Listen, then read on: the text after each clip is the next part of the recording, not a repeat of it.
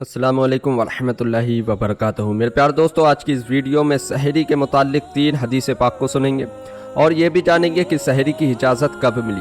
سحری کے حوالے سے ایک بہترین واقعہ ہے، وہ بھی آپ سن کر ضرور جائیے، آپ کو پتہ چل جائے گا کہ سحری کھانے کے لیے کیوں کہا گیا ہے۔ تو آئیے سب سے پہلے یہی جان لیتے ہیں کہ سحری کی اجازت ہمیں کب ملی اور اس کے حوالے سے کون سا ایسا واقعہ ہے جس پر سحری کھانے پینے کی اجازت دی گئی۔ حضرت سیدنا سرمہ بن قیس رضی اللہ تعالیٰ عنہ محنتی شخص تھے۔ ایک دن روزے کی حالت میں اپنی زمین میں دن بھر کام کر کے شام کو گھر آئے، اپنی جوزہ محترمہ رضی اللہ تعالیٰ عنہما سے کھانا طلب کیا۔ وہ پکانے میں مصروف ہوئیں۔ آپ رضی اللہ تعالیٰ عنہ تھکے ہوئے تھے، آپ کی آنکھ لگ گئی۔ کھانا تیار کر کے جب آپ رضی اللہ تعالیٰ عنہ کو جگایا گیا تو آپ رضی اللہ تعالیٰ عنہ نے کھانے سے انکار کر دیا، کیونکہ ان دنوں غروب آفتاب یعنی مغرب کے بعد سو جانے والے کے لیے کھانا پینا ممنوع یعنی منع ہو جاتا تھا۔ پھر اس کے بعد کھائے پیے بغیر آپ رضی اللہ تعالیٰ عنہ نے دوسرے دن بھی روزہ رکھ لیا۔ آپ رضی اللہ تعالیٰ عنہ کمزوری کے سبب بے ہوش ہو گئے تو ان کے حق میں یہ آیت مقدسہ نازل ہوئی، ترجمہ کنز الایمان: اور کھاؤ اور پیو یہاں تک کہ تمہارے لیے ظاہر ہو جائے سفیدی کا ڈورا سیاہی کے ڈورے سے پاؤں پھٹ کر، پھر رات آنے تک روزے پورے کرو۔ اس آیت مقدسہ میں رات کو سیاہ ڈورے سے اور صبح صادق کو سفید ڈورے سے تشبیہ دی گئی ہے۔ معنی یہ ہے کہ تمہارے لیے رمضان المبارک کی راتوں میں کھانا پینا مباح یعنی جائز قرار دے دیا گیا ہے۔ پہلے روزہ رکھنے والوں کو غروب آفتاب کے بعد صرف اس وقت تک کھانے پینے کی اجازت تھی جب تک وہ سو نہ جائے۔ اگر کوئی شخص سو گیا تو اب اٹھنے کے بعد اس کا کھانا پینا منع تھا، مگر رب کریم عز و جل نے اپنے پیارے بندوں پر احسان عظیم فرماتے ہوئے سحری کی اجازت فرما دی۔ تو آپ لوگوں کو پتہ چلا کہ سحری کی اجازت کب سے ملی اور کیوں ملی، کیا واقعہ تھا، کیا اس کے پیچھے تھا۔ لیکن جب پہلے کے لوگ روزہ رکھتے تھے تو غروب آفتاب کے بعد کھایا پیا جاتا تھا، لیکن جو ایک بار سو گیا اس کے بعد اٹھنے کے بعد انہیں جو ہے کھانے پینے کی منائی تھی، وہ کھا پی نہیں سکتے تھے۔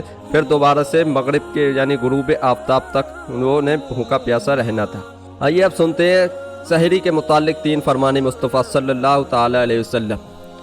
ہمارے آقا صلی اللہ تعالی وسلم نے فرمایا، روزہ رکھنے کے لیے سحری کھا کر قوت حاصل کرو اور دن یعنی دوپہر کے وقت آرام کر کے رات کی عبادت کے لیے طاقت حاصل کرو۔ ہمارے آقا صلی اللہ تعالی علیہ وسلم نے فرمایا، 3 آدمی جتنا بھی کھا لے ان سے کوئی حساب نہ ہوگا بشرطے کہ کھانا حلال ہو۔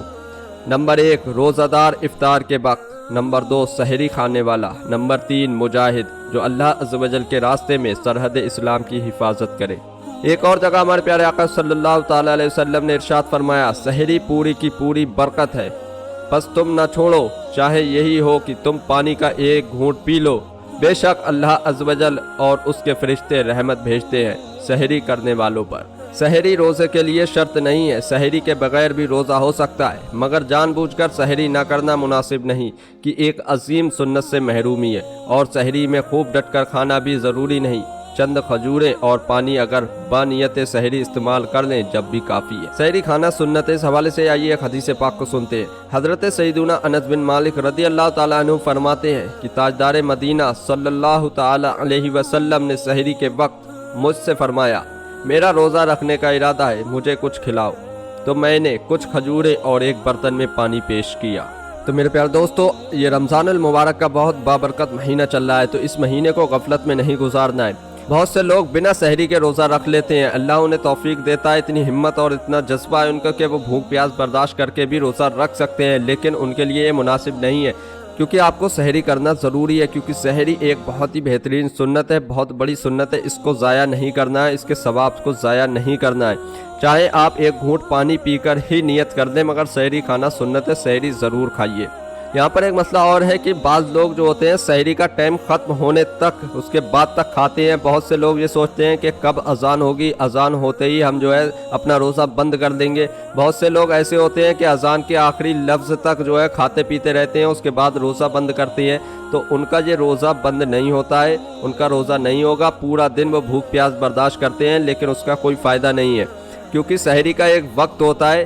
اذان جو ہوتی ہے فجر کی نماز کے لیے ہوتی ہے، अजान सुनकर रोज़ा बंद नहीं करना है आपको। जब आपके यहाँ पर ऐलान किया जाता है कि सहरी का टाइम ख़त्म हो गया तो उसी वक्त आपको रोज़ा बंद कर लेना है। उसके 10 सेकंड के बाद भी आपको कुछ नहीं खाना है, ये बात याद रखिए। बहुत से लोग होते हैं कि अजान के टाइम तक खाते रहते हैं और फिर वो सोचते हैं कि हमारा रोज़ा हो गया है, तो उनका रोज़ा नहीं होता है, क्योंकि सहरी का टाइम ख़त्म हो गया था। अजान जो होती है फजर की नमाज के लिए होती है। इस बात का आपको ख़ास ख्याल रखना है कि सहरी का टाइम ख़त्म होने से पहले आपको रोज़े की नियत कर लेनी है। अगर आपको वीडियो पसंद आई हो तो इसको लाइक करें, हमारे चैनल को सब्सक्राइब करें।